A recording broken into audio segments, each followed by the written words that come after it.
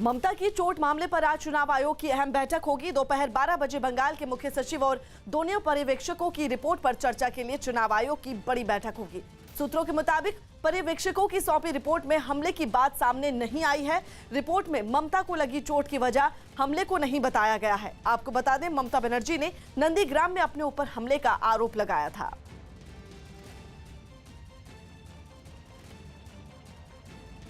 चार हमलावर आते हैं और किसी को दिखाई नहीं पड़ते।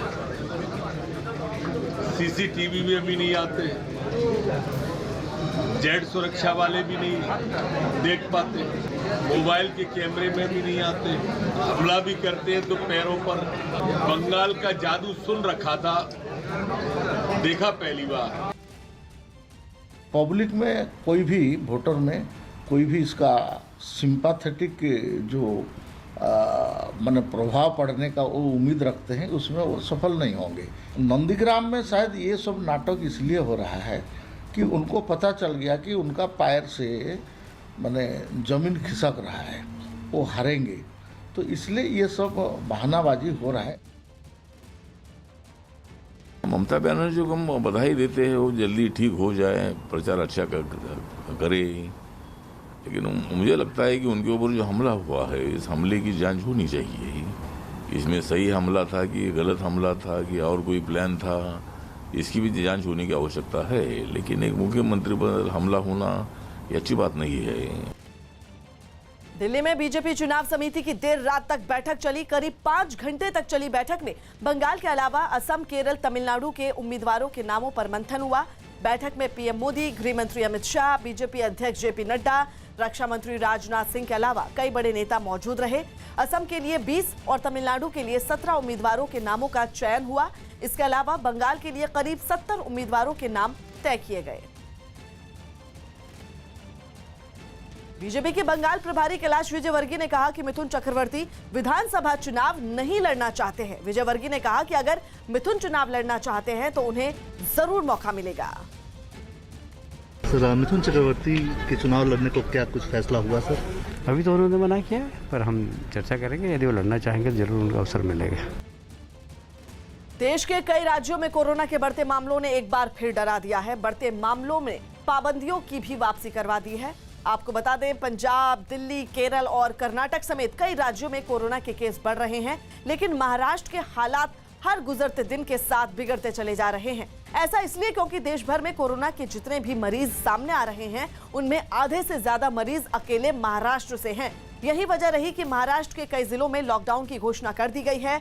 नागपुर शहर और ग्रामीण में 15 मार्च यानी सोमवार से 21 मार्च तक लॉकडाउन लागू कर दिया गया है और इसी तरह परभणी और अकोला में भी लॉकडाउन की वापसी हो गई है। तो वहीं पुणे में भी 31 मार्च तक स्कूल और कॉलेजों को बंद कर दिया गया है।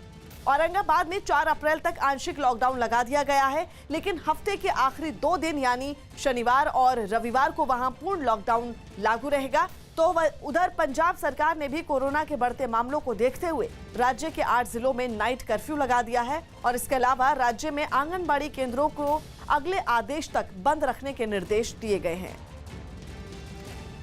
मास्क को ठीक से लगाना है, हाथ को धोते रहना है, 2 गज की दूरी बना के रखना है और लोगों को वैक्सीन लगाने के लिए प्रेरित करना है, उसका जन आंदोलन बनाना है। यही करना बाकी है। अब कोई रॉकेट साइंस नहीं है कोविड के खिलाफ लड़ाई में। कोविड के खिलाफ लड़ाई में दुनिया के बाकी देशों के मुकाबले हमारे पैरामीटर्स में हम बहुत आगे हैं, बहुत सफलता मिली है। अब ये हाथ में जो सफलता लगभग काफ़ी हद तक आ गई है, इसको खोना नहीं है।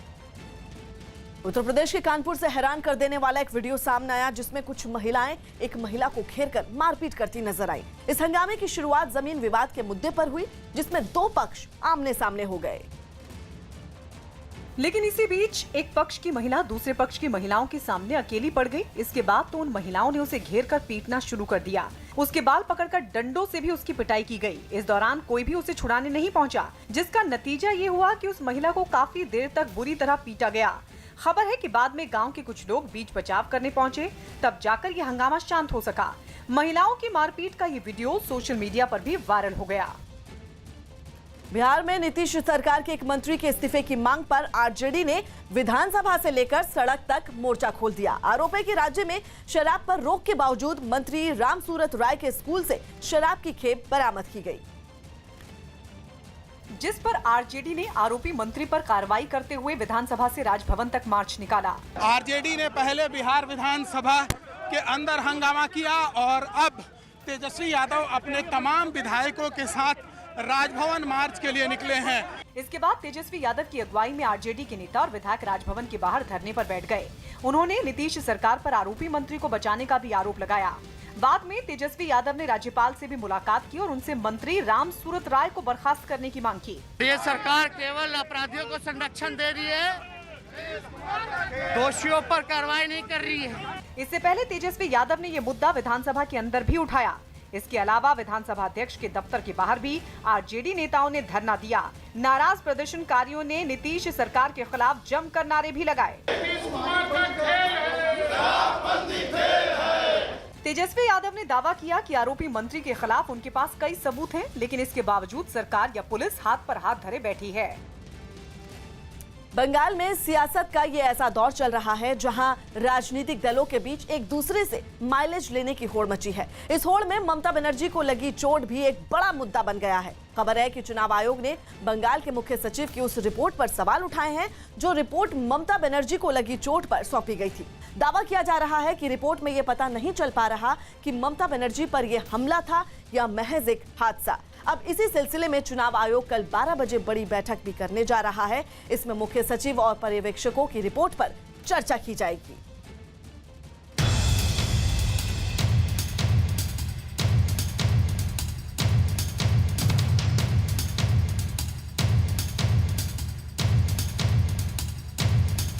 दीदी के पैर पे लगा प्लास्टर मेहंदी की तरह उतर गया। ममता जी के ऊपर जो अटैक हुआ, मैंने सोचा कि अब बाहर रहकर नहीं बल्कि बगल में रहकर, अंदर रहकर मुझे उनका साथ देना चाहिए। वो घबराई हुई है, नया नया तरीका ढूंढ करके लोगों का सिंपैथी क्रिएट करने का प्रयास करी है। 24 घंटे में प्लास्टर क्रैक बैंडेज हो गया और ये देश बहुत हंस रहा है। ममता की चोट पर सियासी संग्राम।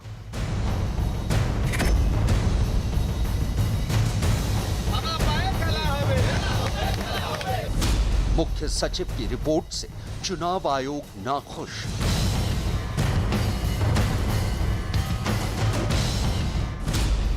ममता के साथ हादसा या हमला। चुनाव से पहले बंगाल में चोट नीति।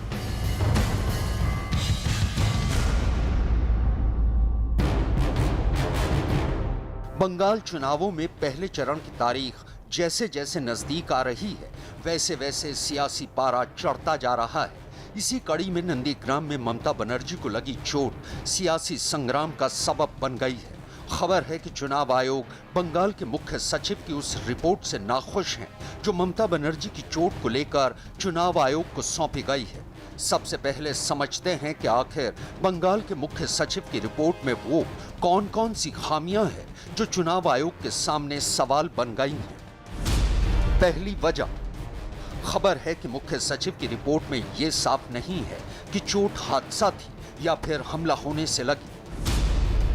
दूसरी वजह, मुख्य सचिव ने अपनी रिपोर्ट में जिन चश्मदीदों का जिक्र किया है उनके बयान भी अलग अलग हैं। तीसरी वजह, रिपोर्ट में यह भी साफ नहीं है कि कार का दरवाजा खंबे से टकराया या फिर कार के दरवाजे को धक्का दिया गया था।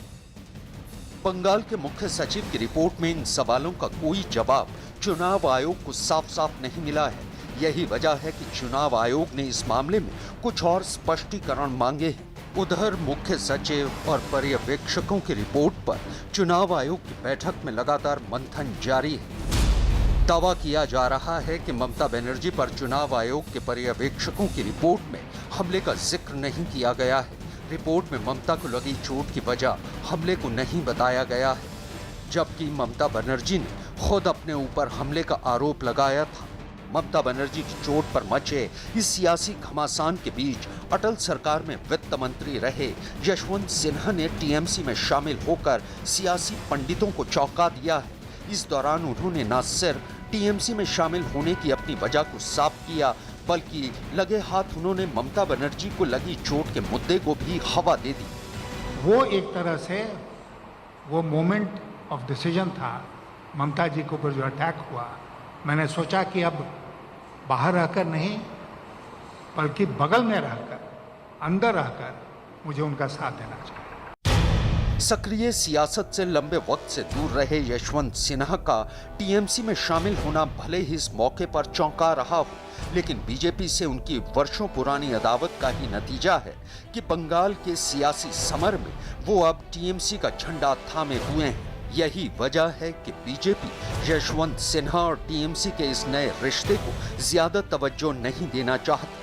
पुरुलिया में बीजेपी की रैली की अगुवाई कर रहे मनोज तिवारी ने यशवंत सिन्हा पर जोरदार निशाना साधा है। आपकी पार्टी के एक नेता रहे यशवंत सिन्हा, वो आज तृणमूल कांग्रेस में शामिल हो गए, इस तरह खबर आ रही है कलकत्ता से। अरे वो कब के अलग रास्ते पे हैं और उनका रास्ता हम लोग उन्हीं को मुबारक, उनका रास्ता उन्हीं को मुबारक। वो बहुत लंबे समय से नरेंद्र मोदी जी के नीतियों का विरोध कर करके अपना परिचय दे चुके हैं। इससे पहले शुक्रवार को ममता बनर्जी को कोलकाता के एसएसकेएम अस्पताल से छुट्टी मिल गई। इस दौरान व्हील चेयर पर अस्पताल से निकली ममता बनर्जी के बाएं पैर में प्लास्टर भी चढ़ा हुआ दिखाई दिया। कैमरा देखते ही ममता बनर्जी ने हाथ जोड़कर मीडिया का आभार जताया। दावा किया जा रहा है कि ममता बनर्जी की सेहत में सुधार के बाद ही उन्हें कुछ हिदायतों के साथ अस्पताल से डिस्चार्ज किया गया है, लेकिन बीजेपी इसे टीएमसी का सियासी ड्रामा बता रही है। केंद्रीय मंत्री गजेंद्र सिंह शेखावत ने ममता बनर्जी पर ट्वीट कर निशाना साधा। दीदी ने पिछले 24 घंटे में प्लास्टर से लेकर क्रेप बैंडेज तक लगवाई। अब क्या अगले 24 घंटों में फुटबॉल? दरअसल टीएमसी की तरफ से लगातार ममता बनर्जी की चोट को हवा दी जा रही है। इस बाबत टीएमसी चुनाव आयोग से भी शिकायत कर चुकी है। टीएमसी के कई नेताओं ने बीजेपी पर आरोप लगाते हुए कहा कि ममता बनर्जी पर जानबूझकर हमला किया गया, ममता बनर्जी पर जानलेवा हमले की कोशिश की गई। इसके ठीक उलट बीजेपी भी टीएमसी के आरोपों पर पलटवार का कोई मौका नहीं छोड़ रही है। पार्टी का दावा है कि ममता बनर्जी को चोट सड़क पर लगे खंबे की वजह से लगी। ममता बनर्जी चोट के बहाने सियासत कर रही हैं। ममता बनर्जी चोट को चुनावी मुद्दा बनाना चाहती हैं। ममता बनर्जी चोट के बहाने लोगों की संवेदनाएं बटोरना चाहती हैं। ये वो जो हमारा गीता में लिखा हुआ है ना, वो जो ये नसीब, ये सबसे पहले वो पहले ही लिख चुका है। वो ममता बनर्जी को जो हालत हुआ, वो नसीब टूट गया, इसलिए हालत हुआ है। वो जो नाटंकी कर रहा है, वो सारी पब्लिक का सोच आ गया। वहीं ममता बनर्जी पर हुए कथित हमले से ठीक पहले का वीडियो भी सामने आ चुका है। वीडियो में दिख रहा है कि नामांकन के बाद ममता बनर्जी अपनी गाड़ी के दरवाजे पर खड़ी होकर अभिवादन स्वीकार कर रही हैं। उनके साथ सुरक्षा कर्मी भी दिख रहे हैं। इस दौरान ममता बनर्जी की गाड़ी की स्पीड भी बेहद धीमी है। हालांकि इसके बाद क्या हुआ और कैसे हुआ, यह अभी तक सवालों के घेरे में है। लेकिन बीजेपी का यही दावा है कि बंगाल चुनाव में ममता बनर्जी इमोशनल कार्ड खेल रही हैं। बीजेपी प्रदेश अध्यक्ष दिलीप घोष ने भी दावा किया है कि ममता बनर्जी अपनी चोट के बहाने राजनीतिक रोटियां सेकना चाहती हैं। राजनीति में बहुत सारा तरीका लोग अपनाते हैं। ममता बनर्जी की स्थिति ऐसी है कि पार्टी टूट रही है। उनके जो पुराने सिपाही पार्टी खड़ा करने में जिनका बड़ा योगदान रहा, ऐसे लोग पार्टी छोड़कर भाग रहे हैं। अब उनके लिए स्टार प्रचारक भी नहीं है पार्टी को लड़ाई में सामने से लीड करने वाले। तो इस स्थिति में वो घबराई हुई है, नया नया तरीका ढूंढ करके लोगों का सिंपैथी क्रिएट करने के प्रयास करी है। जहाँ तक मालूम हुआ, डोर खोल करके खड़े होकर रोड शो में जैसे हाथ दिखाते ऐसे ही कर रही थी। बगल में कोई खंबा में टकरा करके डोर उनकी पैर में चोट आई डोर से। स्वाभाविक है, तो चोट होता है तो ट्रीटमेंट होना चाहिए, लेकिन उसको लेकर राजनीति जब शुरू हो गया तब माहौल गर्म हुआ, उसको लेके प्रदर्शन, बंद, रास्ता में जुलूस। तो इस प्रकार राजनीति से बंगाल को कुछ मिलने वाला नहीं है। बंगाल में चोट पर मची इस सियासी गहमा गहमी के बीच बीजेपी अपना चुनाव प्रचार को धार देने में जुटी है। कोलकाता की सड़कों पर चलने वाली ट्राम के भीतर हमें कुछ ऐसी ही तस्वीर दिखाई, जहां बीजेपी महिला मोर्चा से जुड़ी नेता पार्टी के जनाधार को मजबूती देते दिखाई दी।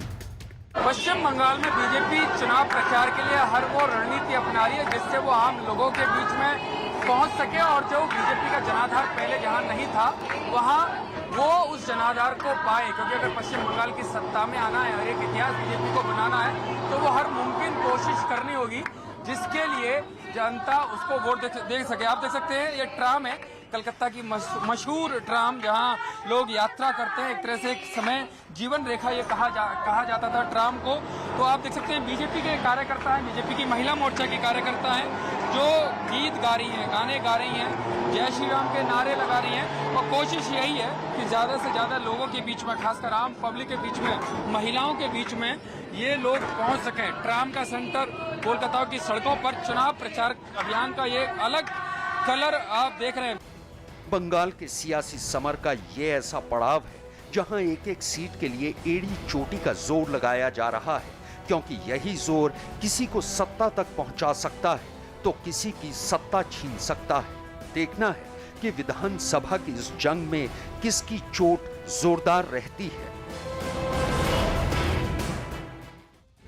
असम के काजीरंगा नेशनल पार्क के पास गहपुर इलाके से दिल दहलाने वाला एक वीडियो सामने आया जिसमें एक गेंडे ने वन विभाग की गाड़ी पर हमला कर दिया। ये घटना उस वक्त हुई जब वन विभाग की टीम इलाके में पेट्रोलिंग पर निकली थी। तभी जंगल से भागकर एक गैंडा उनकी गाड़ी की तरफ से तेजी से आता दिखा। ये देखकर वन विभाग के कर्मचारी घबरा गए और उन्होंने उस गैंडे को रोकने के लिए उसके आसपास कई गोलियां भी चलाईं। लेकिन उस गैंडे पर इसका कोई असर नहीं हुआ और इससे पहले कि वो लोग अपनी गाड़ी को वहां से भगा पाते, उस गैंडे ने उनकी गाड़ी पर हमला कर दिया। उसने उनकी गाड़ी पर कई वार किए। गनीमत रही कि सभी कर्मचारी गाड़ी के अंदर थे और इस हमले में किसी को भी चोट नहीं लगी। खबर है कि बाद में वन विभाग की टीम ने पुलिस और आसपास के लोगों की मदद से उस गैंडे को किसी तरह वापस जंगल में भेज दिया। एनडीए ने केरल की सभी 140 विधानसभा सीटों पर चुनाव लड़ने का ऐलान किया। केरल में एनडीए ने सभी 140 विधानसभा सीटों पर चुनाव लड़ने का ऐलान कर दिया। खबर है कि बीजेपी 115 सीटों पर चुनाव लड़ेगी, जबकि सहयोगी दल 25 सीटों पर अपने उम्मीदवार उतारेंगे।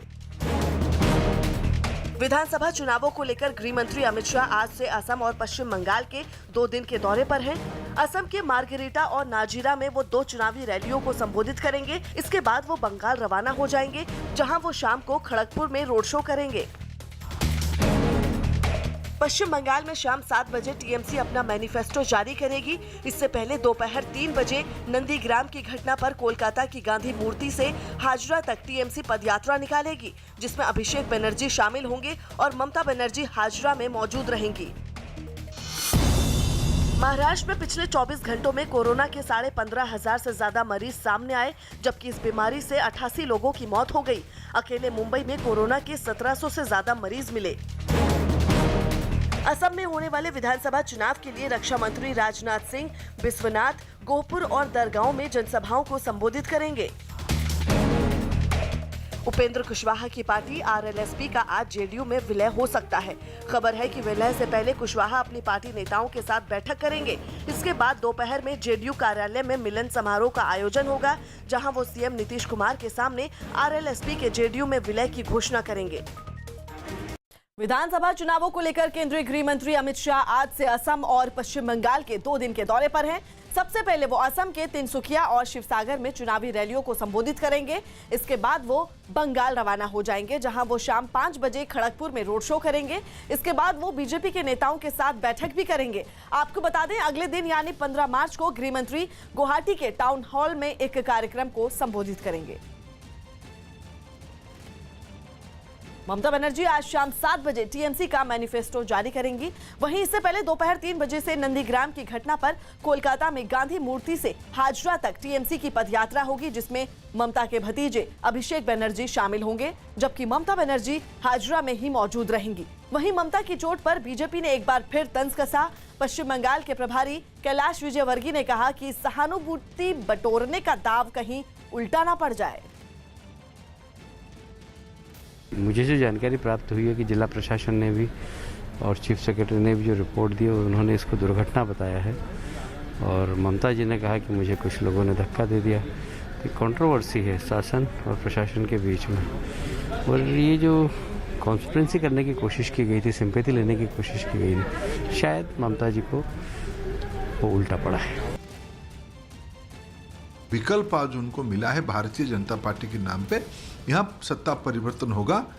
डबल इंजन की सरकार जो कल्पना की गई है, प्रधानमंत्री जी ने कहा है दिल्ली में और कोलकाता में अगर एक ही व्यवस्था की सरकार होगी तो बंगाल की विकास होगी, नौजवानों की रोजगार, यहाँ की कृषि की विकास, शिल्प में फिर विकास, रोजगार की बढ़ोतरी, ये सारे विषय हो पाएगा। नंदीग्राम में शुभेंदु अधिकारी और भारतीय जनता पार्टी का विजय होना सुनिश्चित है।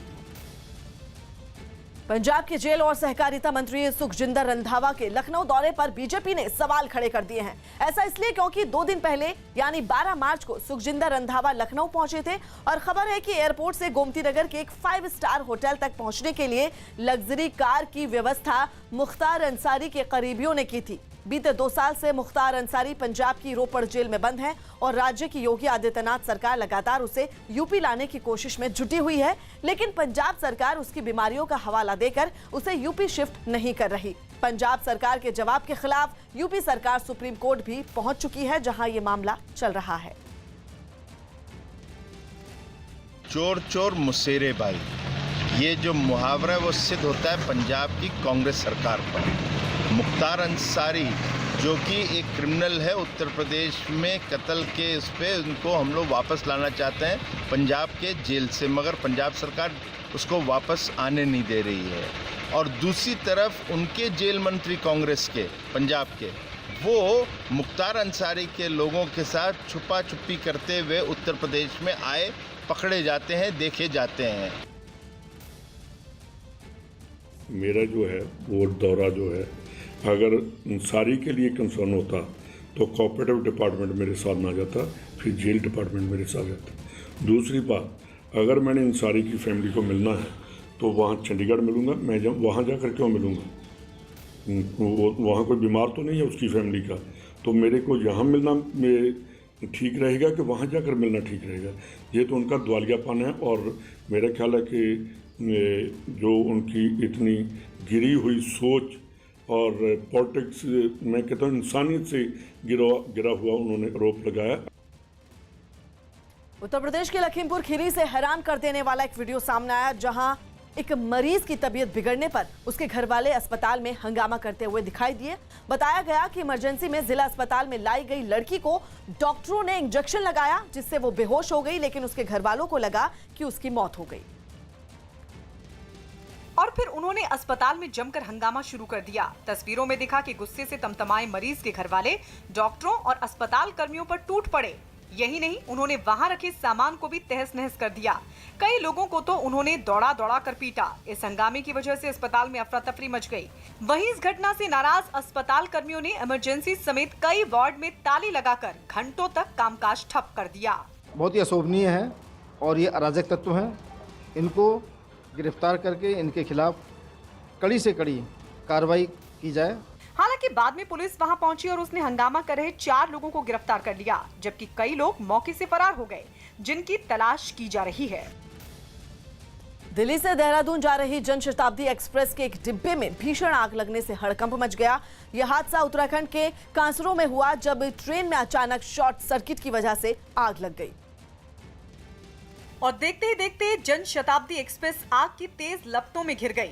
इस ट्रेन के एक डिब्बे की सभी खिड़कियों से आग की लपटें निकलने लगीं। धुएं का गुब्बार पूरे इलाके में फैल गया, जिसे देखकर आसपास दहशत फैल गई। हालांकि आग लगते ही उस डिब्बे में बैठे सभी लोगों को दूसरे डिब्बे में भेज दिया गया और इसके साथ उसे ट्रेन से अलग भी कर दिया गया, जिससे एक बड़ा हादसा टल गया।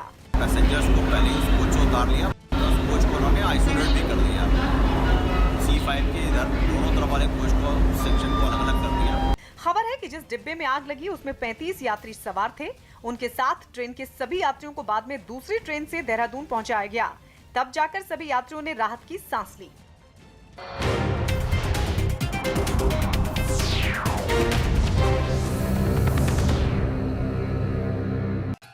रात में